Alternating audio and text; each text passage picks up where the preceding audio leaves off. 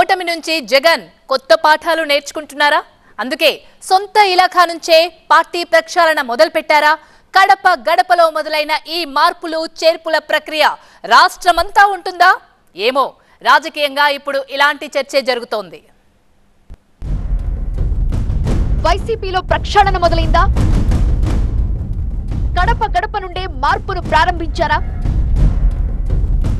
ZP chairman మొదలు party అధ్యక్షుల దాకా పట్టు సడలకుండా పక్కా ప్లాన్ వేస్తున్నారా?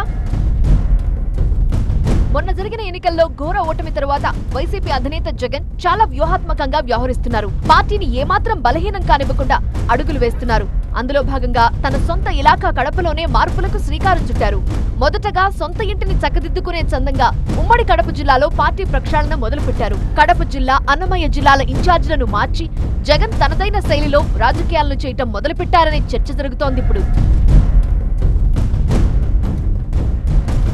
ఐవీఎఫ్ ఒక అధునాతన సంతానోత్పత్తి చికిత్స. అనేక దంపతులకు తల్లిదండ్రులు కావాలనే వారి కలను నెరవేర్చుకోవడానికి సహాయపడుతుంది.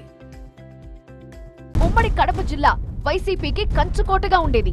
కానీ మొన్నటి ఎన్నికల్లో కథ అడ్డం తిరిగింది. వైసీపీకి పెట్టని కోట లాంటి జిల్లాలో 10 నియోజకవర్గాలకు 3 అంటే 3 చోట్ల మాత్రమే వైసీపీ గెలిచింది.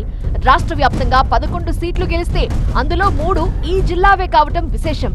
పార్టీల పరంగా పక్కన పెడితే వైఎస్ కుటుంబానికి ఈ జిల్లాలో రాజకీయంగా ఎక్కువ పట్టుంది.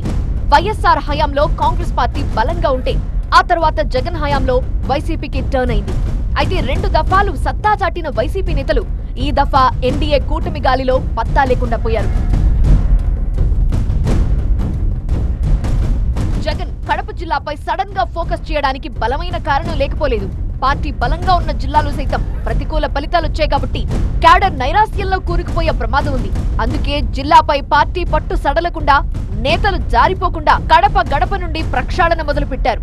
అందులో భాగంగానే తొలుత జెడ్పీ చైర్మన్ పదవిని కూటమి ఎగరేసుకుపోకుండా పావులు కదిపారు. రాజంపేట ఎమ్మెల్యేగా గెలిచిన ఆకే అమర్నాథ్ రెడ్డి జెడ్పీ చైర్మన్ పదవికి రాజీనామా చేయడంతో ఆ స్థానం ఖాళీ అయింది. దీంతో జెడ్పీ పీఠంపై హుటాహుటిన రామగోవిందరెడ్డిని కూర్చోబెట్టారు జగన్. సొంత జిల్లాలో జెడ్పీ చైర్మన్ పదవిని కోల్పోతే పార్టీ పరిస్థితి మరింత క్షీణిస్తుందని భావించిన జగన్ వెంటనే జిల్లా ముఖ్య నేతలను తాడేపల్లికి పిలిపించుకున్నారు. భీమటం జెడ్పీటీసీ రామగోవిందరెడ్డిని జెడ్పీ చైర్మన్ గా ఖరారు చేశారు. నేతలంతా కలిసికట్టుగా కూటమిని ఎదుర్కోవాలని దిశానిర్దేశం చేసి పంపించారు. జెడ్పీ చైర్మన్ పదవినే కాదు, జిల్లా పార్టీ పదవుల విషయంలో జగన్ కొత్త ప్లాన్ వేశారు.